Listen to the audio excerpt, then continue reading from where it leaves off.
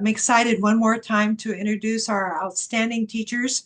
Uh, at this time of the year, I'm particularly aware of the fact that we are blessed to be living in a wonderful school district in a wonderful state. And that's all I'm going to say about that. But we're delighted to have you. We're going to start out today with Derek. If you'll tell us more about you and your program. Hello, my name is Derek Holt. I teach at Lindbergh High School.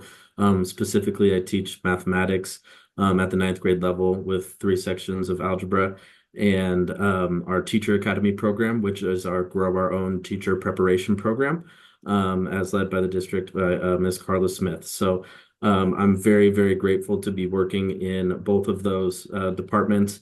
I love to see the value of math every day. But I'm also really, really grateful to be leading the next generation of young educators into our community. And I would say that's probably what I'm most proud of in my job is helping with those Teacher Academy kids. Um, so something that I do find as a challenge to my job is one thing is this is the first time I've actually had three sections of freshman math. In addition to, took a step down from coaching because I noticed a need in our building for academic coordinating and for students who were close to our 2.0 grade point averages not being eligible to play. So I took on an academic advising role for those students and opened up study hall for those students as well, just to try to fill that need and get our students, one, participating in after school activities such as sports, but two, actively engaging in academics, right? Um, for the $250 grant, I plan on using that in my classroom to try to get students engaged audio with that audio component. So I plan on hopefully using some speakers to engage students in differentiating our learning times based off of different audio that they're hearing throughout the classroom. So we try to use all of those visual audio and kinesthetic skills all in one classroom. I'm really, really grateful that Renton Rotary has given me the opportunity to be the Teacher of the Month. Very thankful to you all for your recognition. Very grateful for Mr. Cottle as well, Thomas Cottle, for being such an amazing leader in our building and for our team. I'm very excited to see where we go in the future. So thank you very much for this honor. Very grateful. And I'm looking forward to seeing this partnership continue to blossom. Thank you. Great. Thank you, Derek. That's an interesting assignment you have this year. We'll be interested in hearing how that works out. I'm sure it will be very helpful to your students and to your building. Next, we have Jonathan Perry. Hi, my name is Jonathan Perry. I teach at Bryn Mawr Elementary. I teach fourth grade, so I teach all subjects. What I enjoy most about my job is just working with kids. I've always enjoyed working with kids. I love working with kids. I have way more patience for children than I do adults. So this is definitely the right career for me.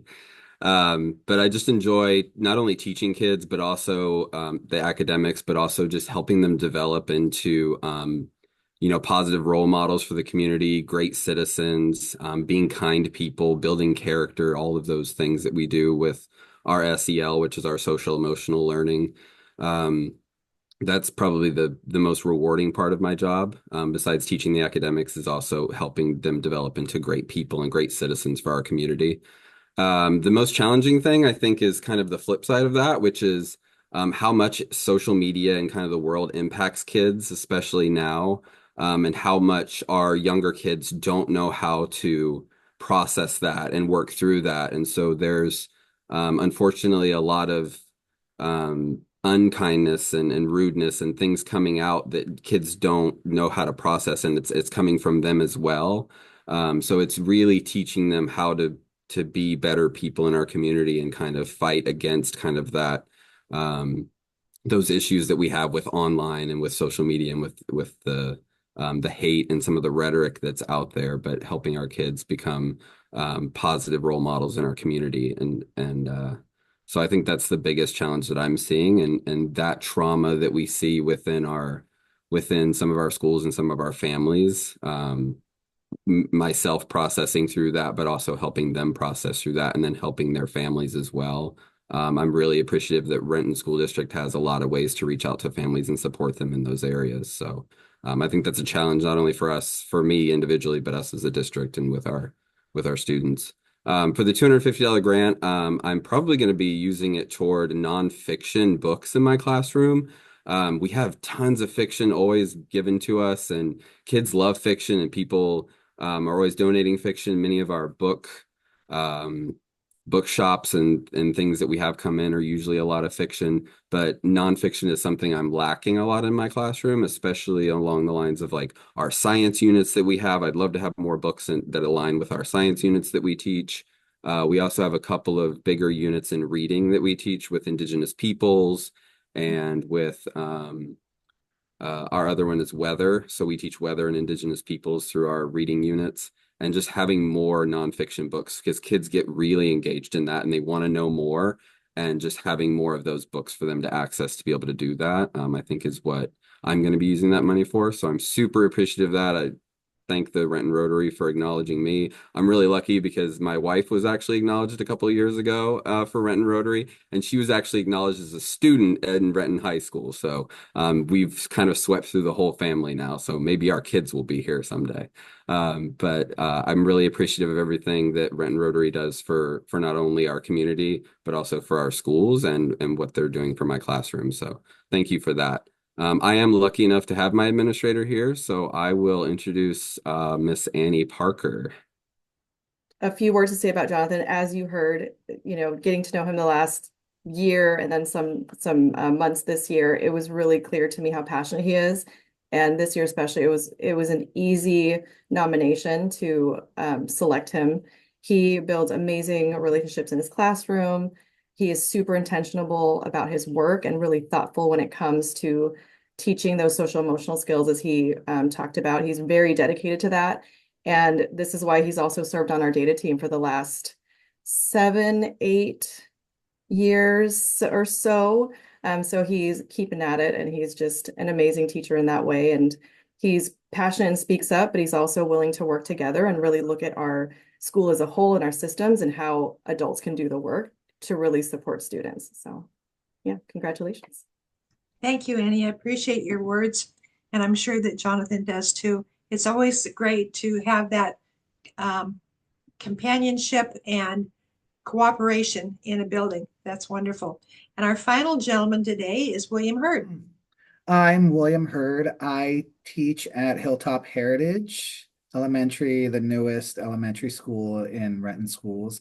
I am currently the ILC, so Instructional Learning Community, special education teacher for kindergarten through 2nd grade. And what that entails is I work with students who have intensive academic needs and intensive functional life skill needs.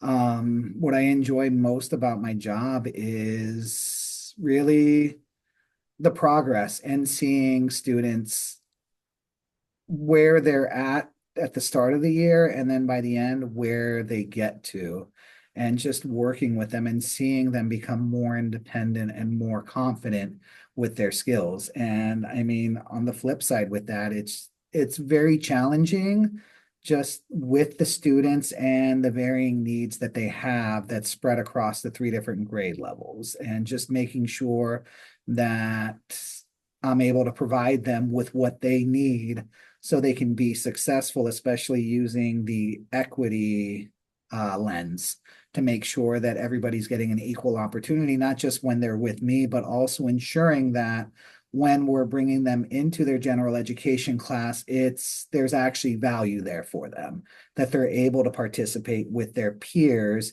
and we have the tools for them available that so they're better able to access whatever the general education class is doing. And that's what I am planning to use the $250 on, are just various adaptive tools that can help accommodate them within the general education class, but also within my own classroom, so they're better able to access the instruction, whether it's fine motor skill use, so it could be pencil grips, to maybe even just different reading tools that they could use if they're going into class for reading comprehension.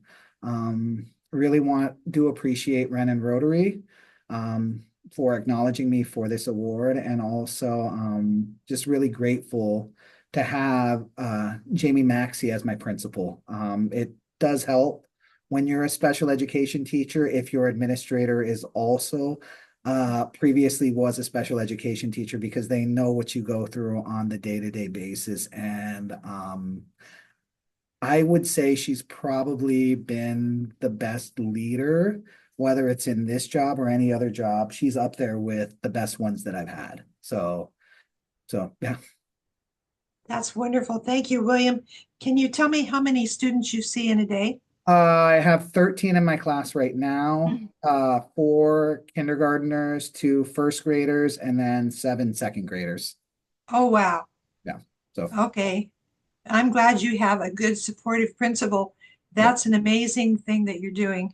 Thank you, gentlemen. We're delighted to have all 3 of you sporting your facial hair today.